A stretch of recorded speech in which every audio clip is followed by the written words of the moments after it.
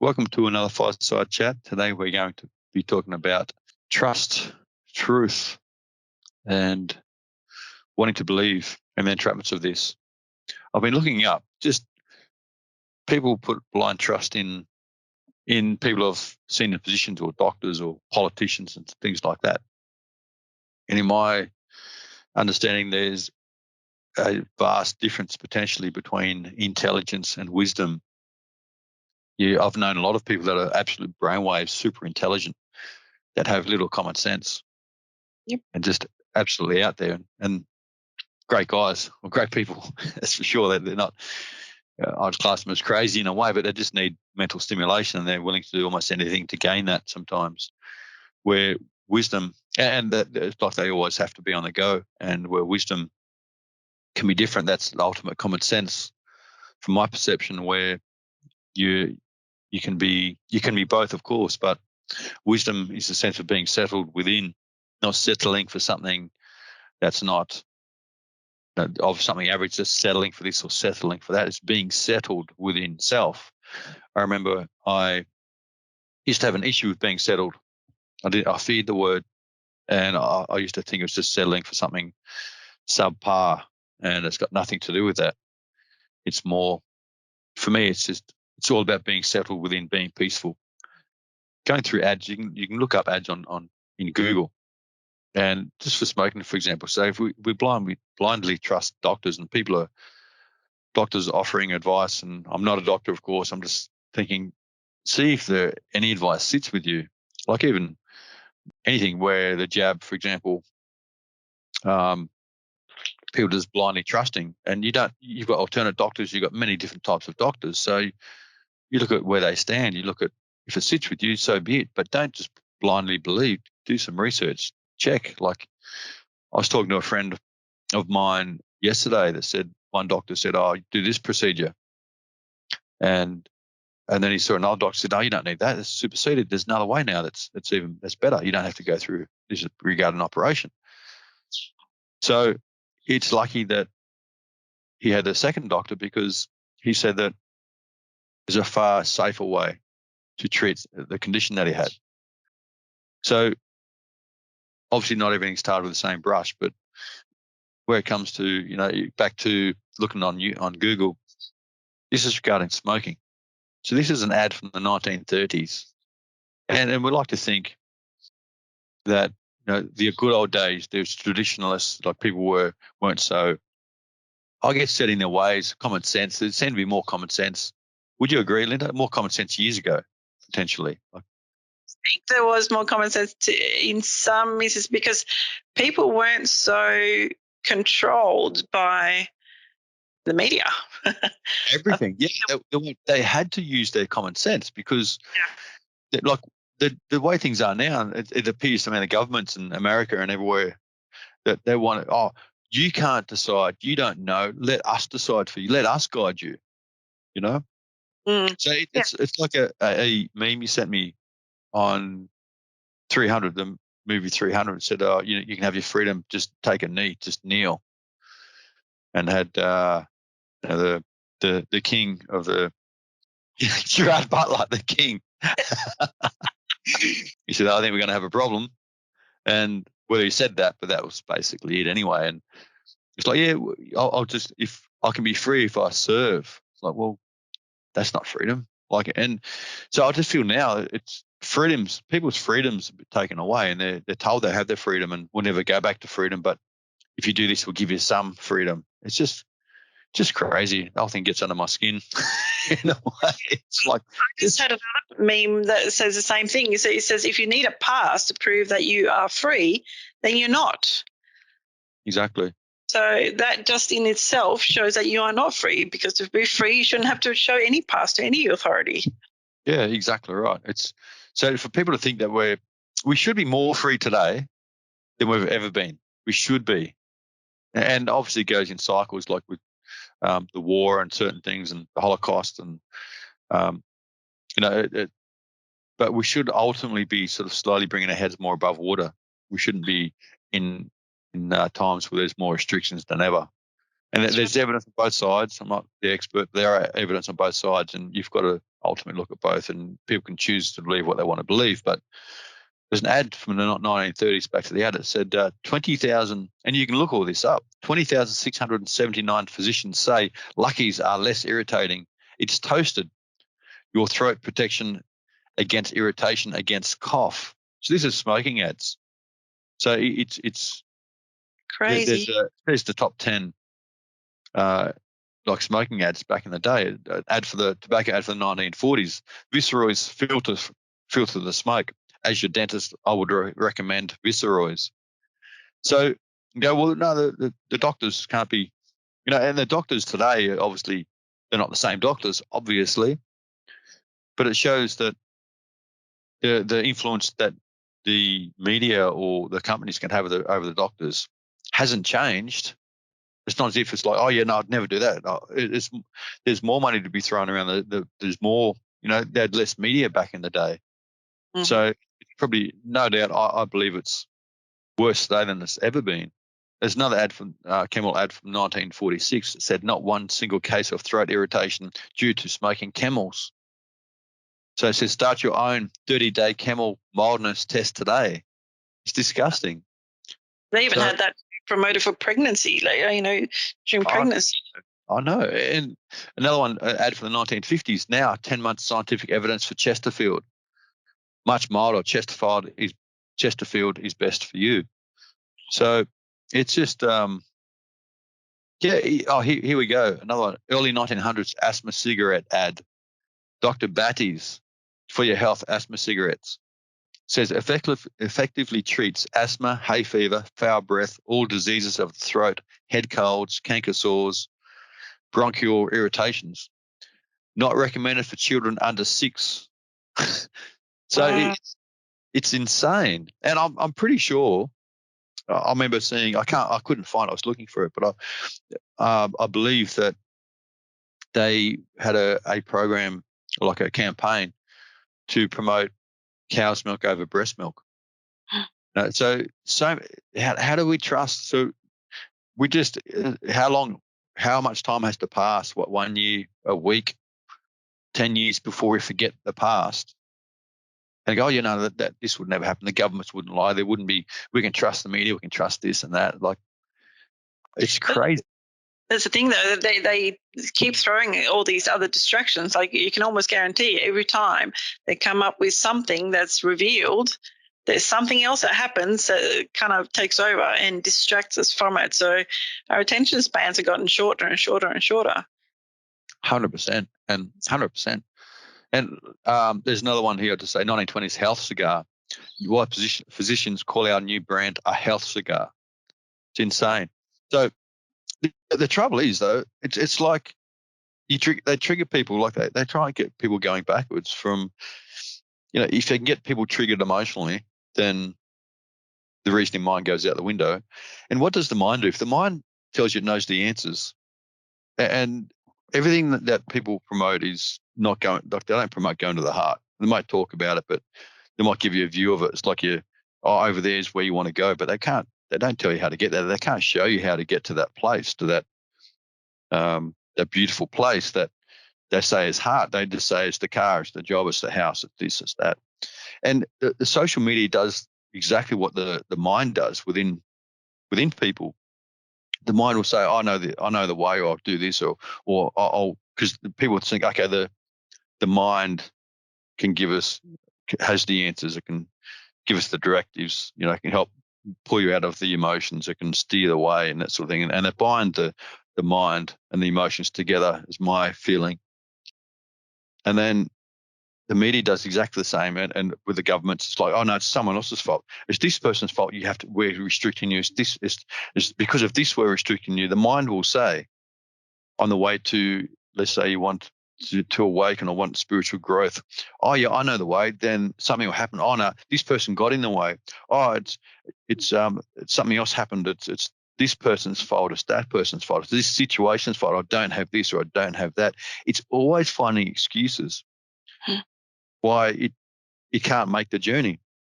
And it's never the mind's fault that's giving you the information. It's always casting blame on another. And that's exactly what the government do and the media does all the time. It's deflection. There's no accountability for anything they do. And it's like, we intended good, but we had to change that and restrict your life or limit this or limit that because of this person or because of that or because of an outbreak or because of, and not to say, these, we started talking about the Tasmanian shooting that you looked into as well, Linda, and with the prediction, or remember the politician, was it, that said something will happen in Tasmania? Yep, it was 1987. The actual shooting happened in 1996. 1987, Barry Unsworth, who was at the time, he was a New South Wales Premier, at a conference said there will never be uniform gun laws in Australia until we see a massacre somewhere in Tasmania. So I can understand that. I was saying before that I think I can understand that someone can make a general gist of that kind of a sentence. So, We call that an educated guess. Yeah, that's educated right. Guess. Yeah. Or predict. Are they different? Are they the same thing? Yeah, but then when he specified in Tasmania, because to me, if you predict off the top of your head that there's going to be a mass killing in Australia, you would pick somewhere like Sydney or Melbourne, somewhere where it's highly populated and more dense. But he specified Tasmania, and that in itself is highly suspicious. I agree. And the bullets and how many shots were fired. 'Cause I looked into this when they had, like, this guy had never shot before, and all the shots were perfect.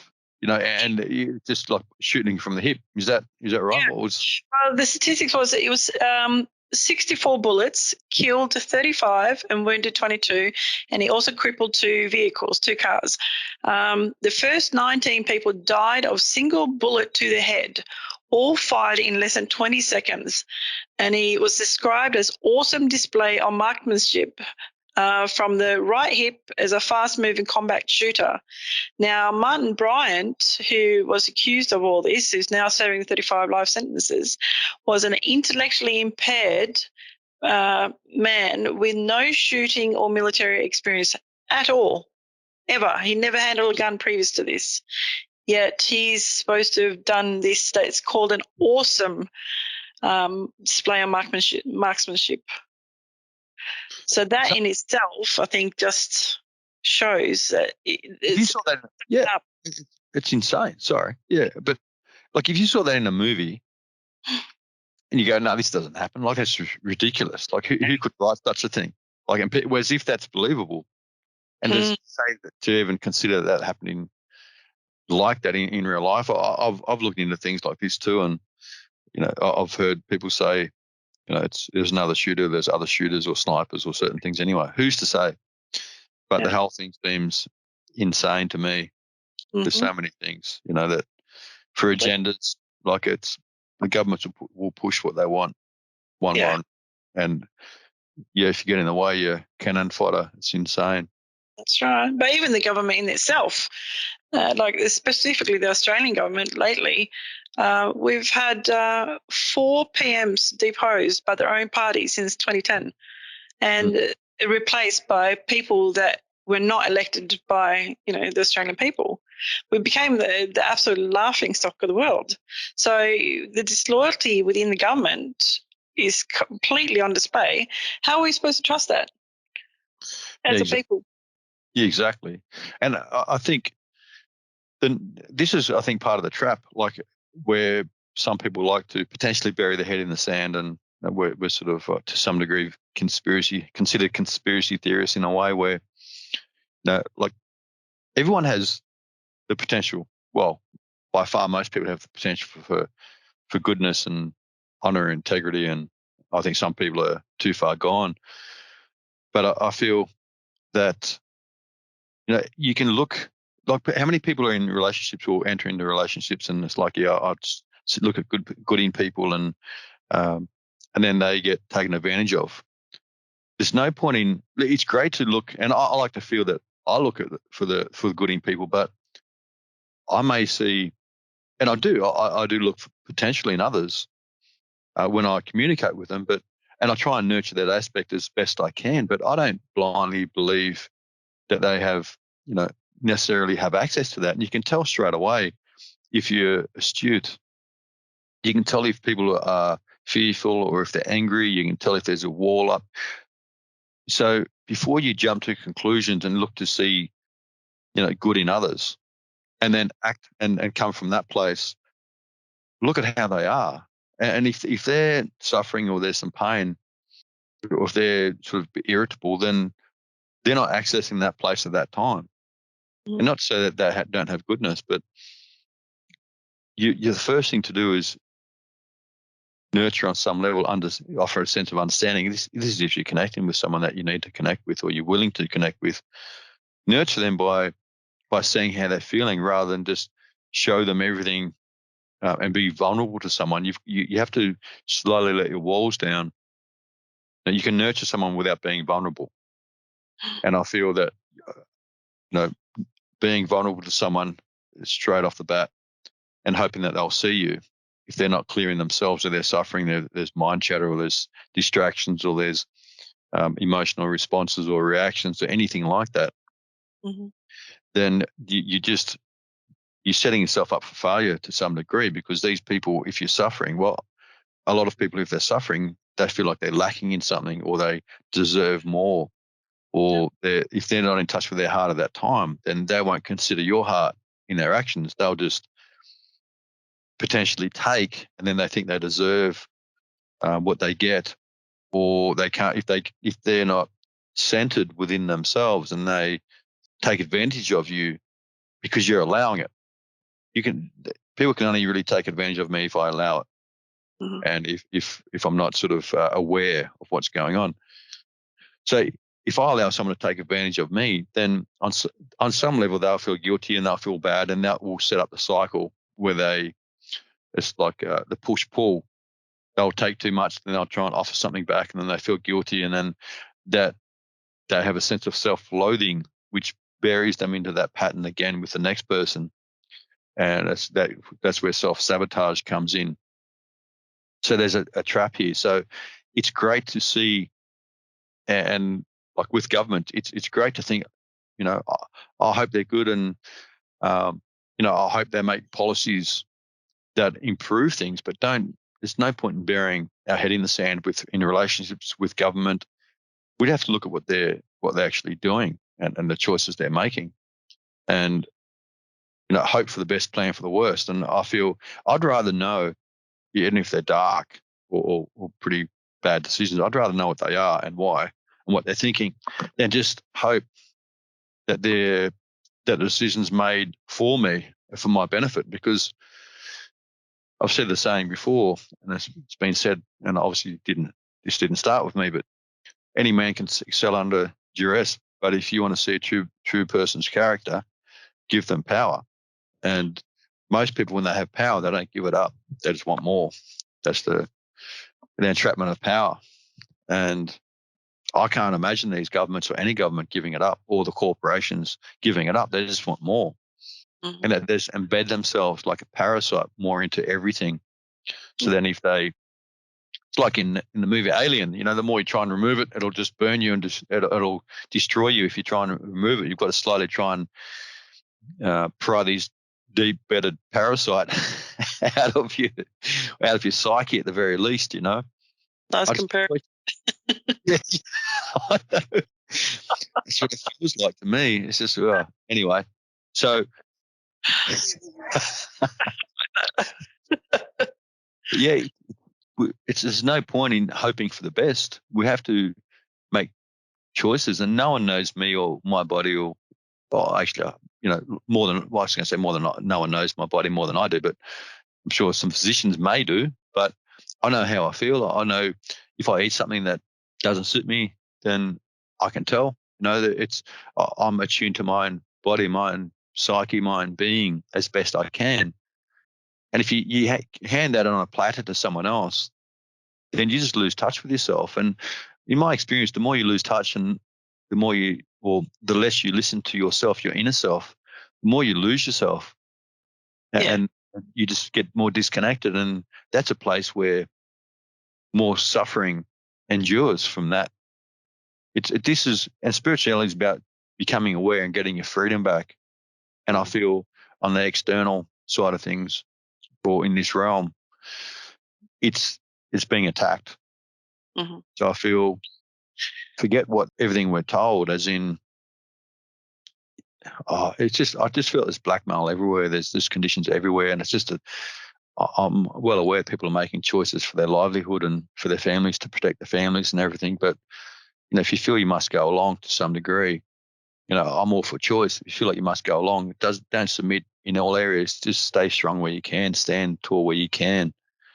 And there's a lot of people making choices at the moment that they're not fully.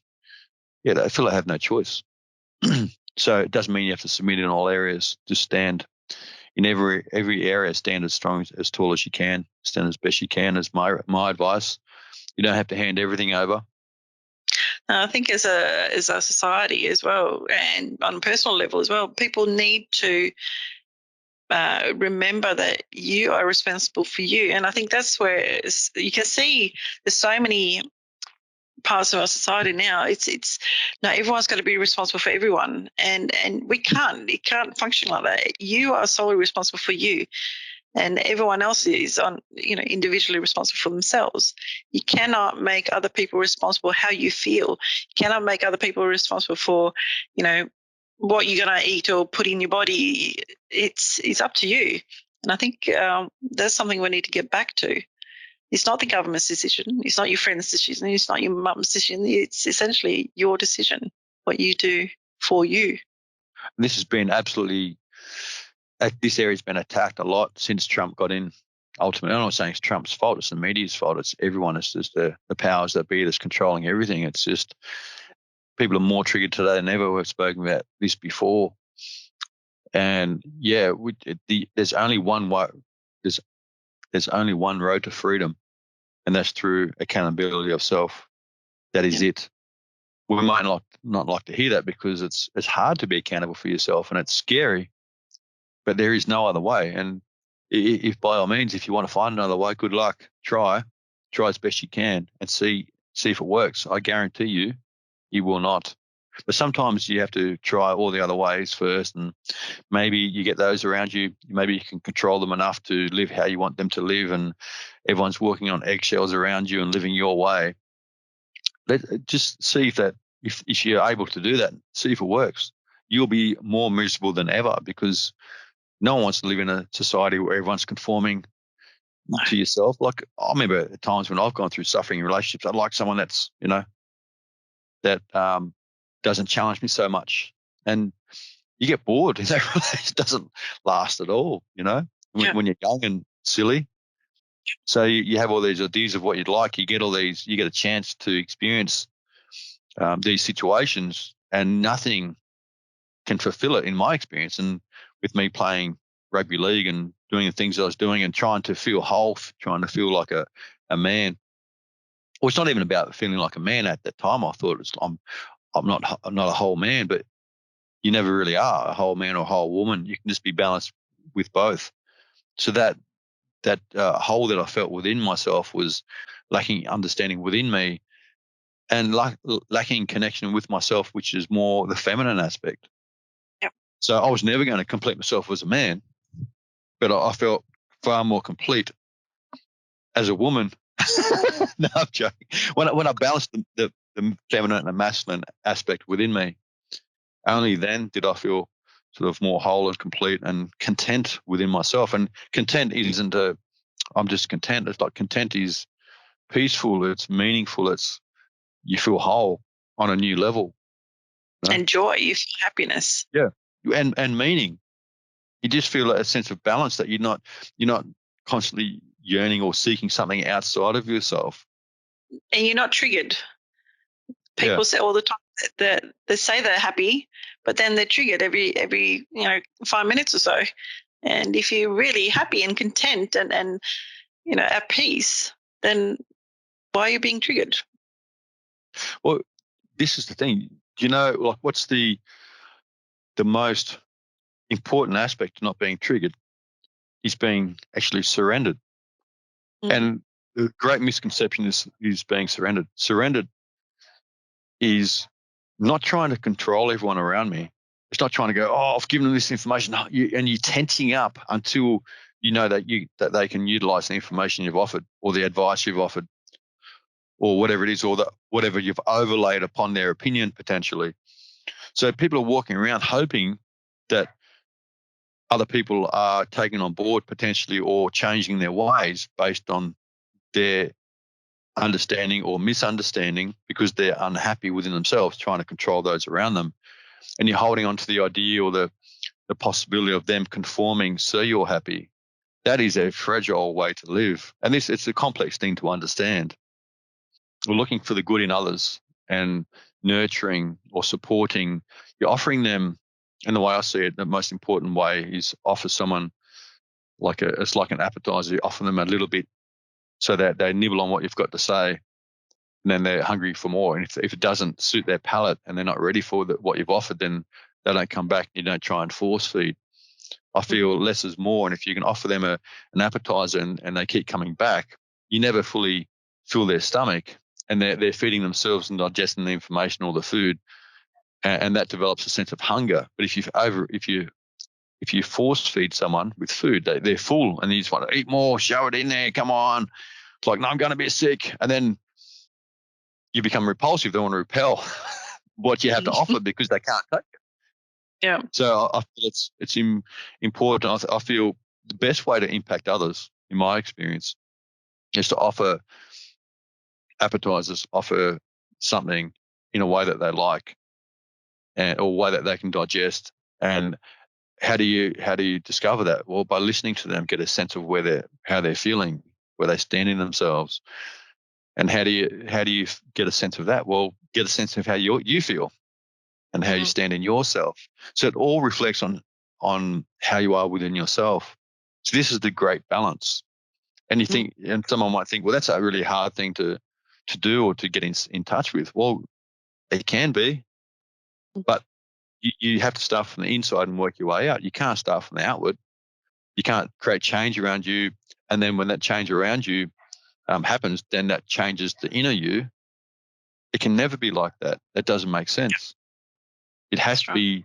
So if it's hard work, then it's like take the time for yourself. If you can't take the time for yourself to discover where you sit and how you feel, then how can you try and understand where someone else sits or where they feel within themselves?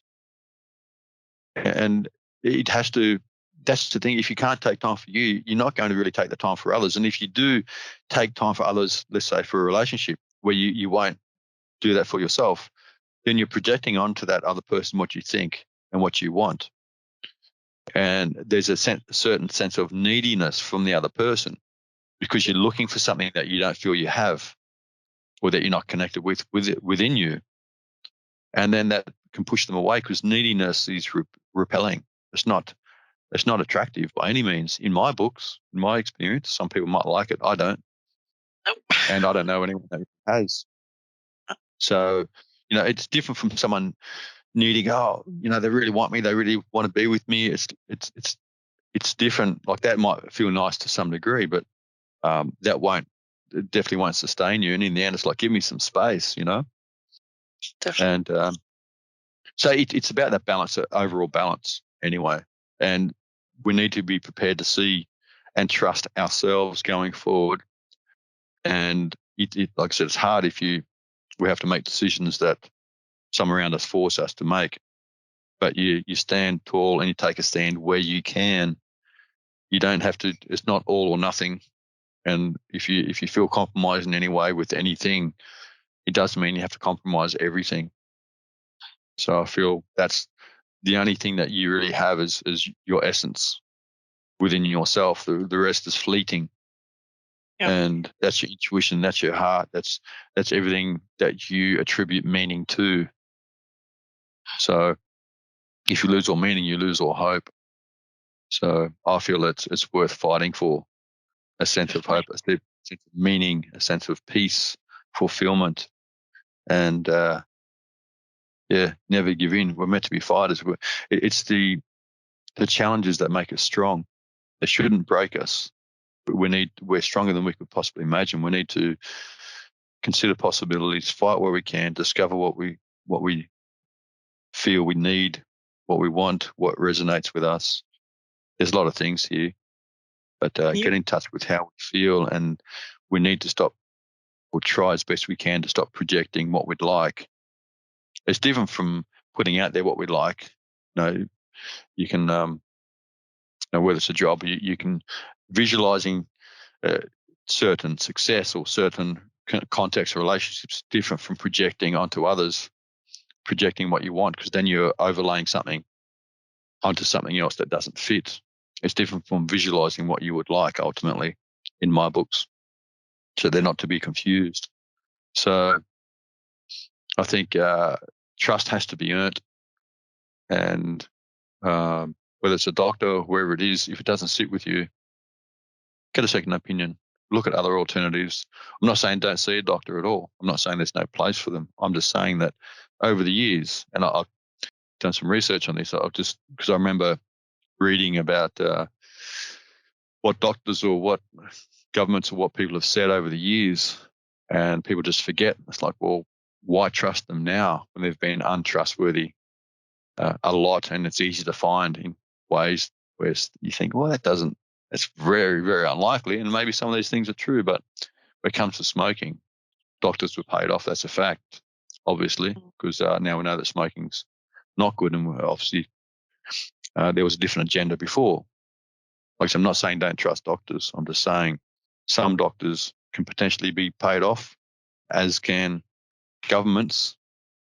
And I'm not saying yours is or anyone's, but when one side is fully censored and the other side is running rampant, then that just makes me at least question some things, at the very least. And like I said, I've got friends on both sides, and they remain so, because I value heart and connection, irrespective of their choices. As long as I'm respected and they value me as I value them, then their other choices or whatever else goes on makes no difference ultimately to my connection and friendships. And I think that's important. We shouldn't be divided no matter what choices people make. We should learn to value each other and each other's opinions. And this is something that needs to hit home at this point in time, for sure, with the tyranny of governments. Definitely. Anything else to add? Any other conspiracies? Oh, I got a ton. Best left for another time. Okay, maybe we'll do a part 2 or something, or we'll see. But I think conspiracy is one thing, and then obviously it leads into it always comes back to self, always. And it's okay to be challenged, because then it's great to check in with self to see where certain things sit. And it's different. It can be hard when you want something to sit or fit in a certain place and it doesn't quite feel like it's there. It just means we've got to keep seeking. It's all about unraveling self, and every challenge is a potential wedge to get in there and to discover more of yourself. So try not to get lost in a tumultuous world at this point. Use everything as fuel or motivation to try and dive within, because that's where the answers are. So thanks for listening to another Fireside Chat, and we look forward to the next one. Bye-bye. Bye-bye.